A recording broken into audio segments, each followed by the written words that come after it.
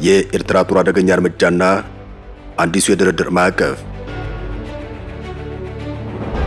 ኢትዮጵያና ኤርትራ ዳግም ወደማይቀረው ጦርነት እያመሩ ይሆን? ከመሬት ወረራ እስከ አሰብ ወደብ ይገባኛል፣ ከባድመ ውዝግብ እስከ አዲሱ የቀጠናው ኃይል አስተላለፍ በሁለቱ ሀገራት መካከል ያለው የቃላት ጦርነት አሁን ላይ ወደ ለየለት ወታደራዊ ፍጥጫ ተቀይሯል። የኢትዮጵያ መንግስት ትዕግስት የተሟጧል ሲል፣ አስመራ በበኩሏ የጦርነት አጀንዳ ነው በማለት ምላሿን ሰጥታለች። ለዓመታት በሚስጥር የቆዩ የድንበር መጎሻሸምና ቁስሎችም አሁን አገርሽተዋል። አሜሪካና የተባበሩት መንግስታት ለምን ስጋት ውስጥ ወደቁ? ጠቅላይ ሚኒስትር አብይ አህመድስ የኤርትራን ድንበር ጥሶ መግባት በደብዳቤ ብቻ ያልፉት ይሆን? አብራችሁን ቆዩ።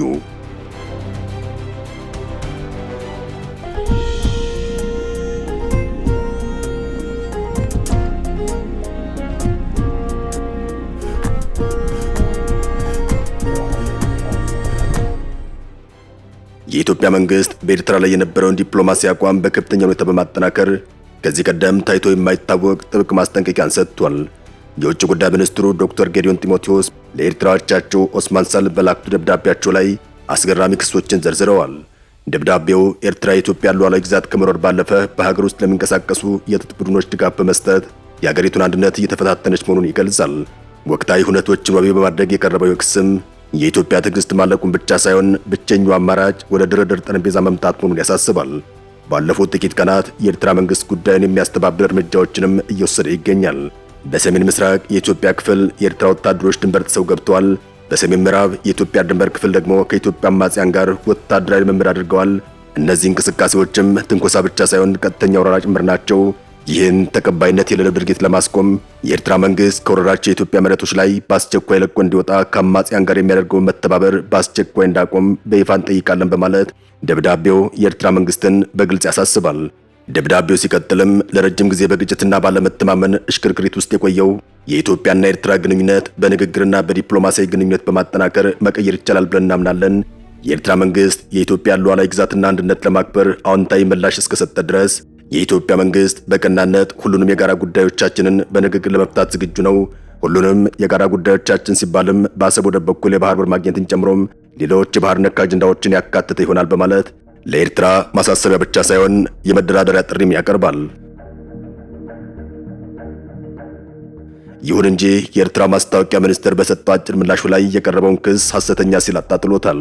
አስመራ ውጥረቱን የማባበስ ፍላጎት እንደሌላት ብትገልጽም ስለተሰነዘሩባት የወረራና የአማጽያን ድጋፍ ውንጀላ ግን ዝርዝር ማብራሪያ ከመስጠት ተቆጥባ ጉዳዩን በዝምታ አልፈዋለች።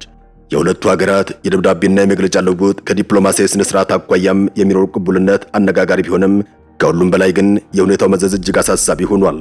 በሁለቱ ቀናት የተስተዋለው የቃላት ፍጥጫም ኢትዮጵያና ኤርትራን ወደ ቀጥተኛ ወታደራዊ ግጭት ለመግባት ከመቼውም ጊዜ በላይ መቃረባቸውን የሚያመላክት ትልቅ ስጋት በብዙዎች ዘንድ ተደቅኗል። የቀድሞው በኢትዮጵያ አሜሪካ አምባሳደር የአፍሪካ ጉዳዮች ረዳት ኃላፊ የነበሩት ቲቦር ናጅም የሁለቱ ሀገራት ፍጥጫ አሳሳቢ ደረጃ ላይ መድረሱን በመጥቀስ የአሜሪካ መንግስት ጣልቃ እንዲገባ ጥሪያቸውን አቅርበዋል። አሜሪካ ሁልጊዜም በሁሉም ጉዳይ ጣልቃ እንድትገባ አይጠበቅባትም። ነገር ግን ጣልቃ መግባት ካለባት አሁን ከመቼውም ጊዜ በላይ የተጋጋለውን የኢትዮጵያና ኤርትራ ግንኙነት በሻከር ትኩረት ልትሰጠው ይገባል። ኢትዮጵያ በበርካታ ወሳኝ ጉዳዮች ላይ የንደራደር ጥያቄ አቅርባለች። ይኸው የንግግር ፍላጎትም ሊደገፍ ይገባዋል በማለት አንጋፋው ዲፕሎማት በኤክስ ገጻቸው ላይ አስፍረዋል። የተባበሩት መንግስታት ድርጅት የሰብአዊ መብቶች ከፍተኛ ኮሚሽን በሰሜን ኢትዮጵያ እያገረሸ ባለው ግጭትና በኢትዮጵያና በኤርትራ መካከል ውጥረት ላይ ያለውን ከፍተኛ ስጋት ይገልጻል። ከፍተኛ ኮሚሽነር ቮከር ቱርክ በሰጡት መግለጫቸው ላይ በጸለምታ አካባቢ በመከላከያና በትግራይ ኃይሎች መካከል የታየው የድሮን ጥቃትን ያካተተው ግጭት ወደ ቀጠናዊ ቀውስ ሊያመራ እንደሚችል አስጠንቅቀዋል። በተጨማሪም በራያ አካባቢ በትግራይ ኃይሎች ማለትም ቲዲኤፍና የትግራይ ሰላም ሰራዊት ማለትም ቲፒኤፍ በተባለ ቡድን መካከል የተፈጠረው ግጭት ሁኔታው ይበልጥ አሳሳቢ እንዳደረገው ጠቁመዋል። ኮሚሽነሩ አሁንም ድረስ ባልተፈታው የሰብአዊ ቀውስ ባለበት ክልል ውስጥ ወደ አዲስ ጦርነት መግባት የሚያስከትለው መዘዝ እጅግ ከባድ እንደሚሆን አሳስበዋል። ኮሚሽነር ቮልከር ቱርክ በኢትዮጵያና በኤርትራ መካከል ያለው ውጥረት አሳሳቢ ደረጃ ላይ መድረሱን አጽንኦት ሰጥተውበታል። የቃላት ፍጥጫው ወደ ለየለት ጦርነት የሚያመራ ከሆነ ቀድሞውኑ የቆሰለው የሰብአዊ ሁኔታም ይበልጥ እንደሚባባስና ለአጠቃላይ አፍሪካ ቀንድ ትልቅ የጸጥታ ስጋት እንደሚሆን አስጠንቅቀዋል።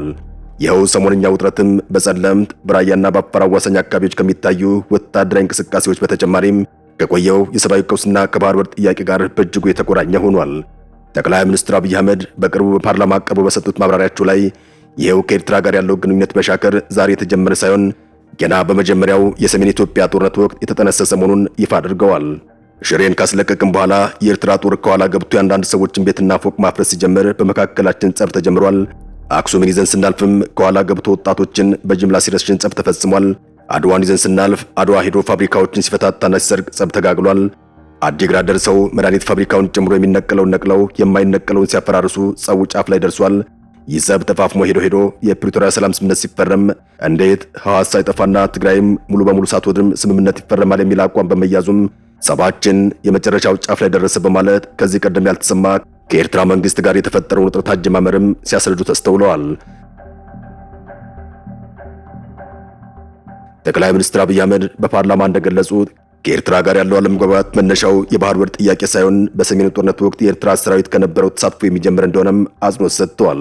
የባህር በር ፍላጎትን በሚመለከትም ኢትዮጵያ በሰላማዊ መንገድ ከህዳሴው ግድብ ከአየር መንገድ ድርሻ በመስጠት በመሬት ልውውጥ አሊያም በሊዝ ለመፍታት ዝግጁ መሆኗን ገልጸዋል።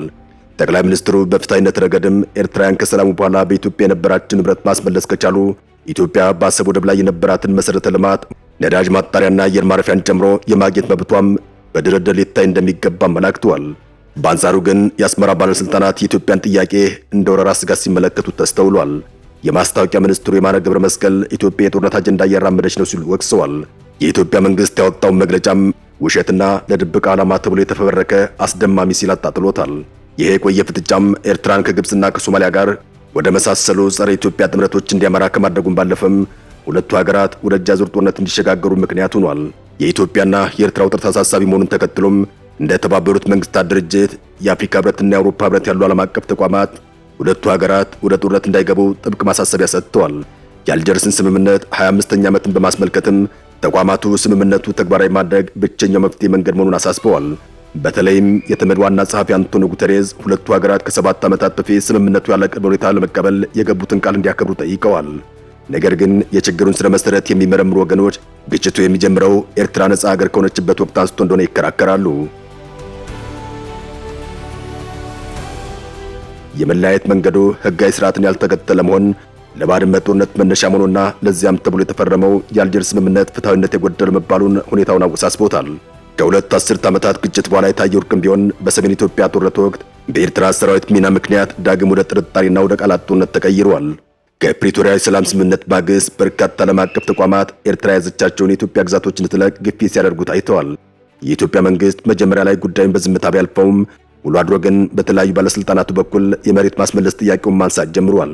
በተለይም የመስኖና ቆላማ አካባቢ ሚኒስትሩ ዶክተር አብርሃም በላይ ብለውም የቀድሞ የኢፌዴሪ ፕሬዝዳንት ዶክተር ሙላቱ ተሾመ ጥያቄውን በይፋ ካንጸባረቁ መካከል ተጠቃሾች ናቸው። ይሁን እንጂ ኢትዮጵያ እንዲለቀቅ የጠየቀችው በድንበር ኮሚሽን የተወሰነላትን መሬት ወይስ ከዚያ ውጭ በጦርነቱ አጋጣሚ የተያዙ ተጨማሪ ቦታዎችን የሚለው ነጥብም እስካሁን ግልጽ ምላሽ አላገኘም። በሌላ በኩል ግን አንጋፋው ፖለቲከኛ አቶ ገብሩ አስራት የአልጀርሱ ስምምነት እንደ መፍትሄ ለሚያቀርቡ ወገኖች በሰጡት ምላሻቸው ላይ ስምምነቱን የገደለው ራሱ የኤርትራ መንግስት መሆኑን በጽኑ ይከራከራሉ። አንጋፋው ፖለቲከኛ አቶ ገብሩ አስራትም የአልጀርሱ ስምምነት ለኢትዮጵያና ለኤርትራ ዘላቂ ሰላም ማምጣት እንደማይችል ይከራከራሉ። እንደሳቸው እምነት ስምምነቱ ከመጀመሪያው የኢትዮጵያ መሰረታዊ ጥቅም ያስጠበቅ አልነበረም። ይልቁንስ የኤርትራ ሉዓላዊነትና የቅኝ ግዛት ድንበር በማጽናት ላይ ብቻ ያተኮረና የኢትዮጵያን የባህር በር መብቶች ችላ ያለ እንደነበር ገልጸዋል። ከዚህ ባለፈም የኤርትራ መንግስት የሰላም ቀጠናውን በመጣስ የሰላም አስከባሪዎችን በማባረር ብለውም ለኢትዮጵያ ተቃዋሚዎች ድጋፍ በመስጠት ስምምነቱን በተደጋጋሚ አፍርሶታል ሲሉ ተደምጧል። ስለሆነም አቶ ገብሩ እንደሚሉት አሁን ካለው ውጥረት ለመውጣት የፈረሰውንና የኤርትራ ወገን ብቻ የሚጠቅመውን የአልጀርስ ስምምነት ዳግም መጥቀስ ሳይሆን የሁለቱን ሀገራት ሉዓላዊነትና ብሔራዊ ጥቅም እኩል የሚያስከብር አዲስ ድርድር ማድረግ ብቸኛው አማራጭ እንደሆነም አጽንኦት ሰጥቷል። የሰሞኑን የኢትዮጵያና ኤርትራ የደብዳቤ ምልልስ ስናጠቃልል በኢትዮጵያና በኤርትራ መካከል አሁን የሚታየው የዲፕሎማሲ ፍጥጫና የወታደራዊ እንቅስቃሴ መባባስ ቀጠናውን ወደ ከፋ ግጭት ሊያመራ የሚችል ከፍተኛ ስጋት መደቀኑ እርግጥ ነው። ኢትዮጵያ የኤርትራን ወታደራዊ ወረራና የአማጽያን ድጋፍ በይፋ በመኮነን ማስጠንቀቂያ ብትሰጥም በሌላ በኩል ግን እንደ ባህር በር ያሉ ስትራቴጂካዊ ጥያቄዎችን በድርድር በጋራ ጥቅም ማለትም ዊን-ዊን መርህ ለመፍታት አሁንም ዝግጁ መሆኗን ገልጻለች። ይህ ሁኔታም በኢትዮጵያ በኩል የሰላም እጅና ጥብቅ ማስጠንቀቂያ ባድነት የታዩበት አዲስ ዲፕሎማሲያዊ ምዕራፍ ተደርጎም ሊወሰድ ይችላል። ይሁን እንጂ ያለፈው ታሪካዊ ጠባሳና የአልጀርስ ስምምነት ፍትሐዊነት ላይ የሚያነሱ ቅሬታዎች ለዘላቂ ሰላም እንቅፋት ሆነው ቀጥለዋል። እንደ አቶ ገብሩ አስራት ያሉ አንጋፋ ፖለቲከኞች እንደሚጠቁሙት የፈረሰውንና የሀገሪቱን ብሔራዊ ጥቅም ያላስከበረውን የቆየ ስምምነት ዳግም ከመጥቀስ ይልቅ የሁለቱንም ሀገራት ሉዓላዊነት የጋራ ጥቅሞች የሚያረጋግጥ አዲስ የድርድር ማዕቀፍ ያስፈልጋል ሲሉ ተደምጠዋል። በመሆኑም ዓለም አቀፉ ማህበረሰብ ሁኔታው ተባብሶ ወደ ቀጠናዊ ቀውስ ከመቀየሩ በፊት በሁለቱ ሀገራት መካከል ፍትሐዊና ሚዛናዊ የሆነ የአዲስ የሰላም ውይይት እንዲጀመር ግፊት ያደርግ ይገባል። አበቃን። ሰናይ ጊዜን ተመኘን።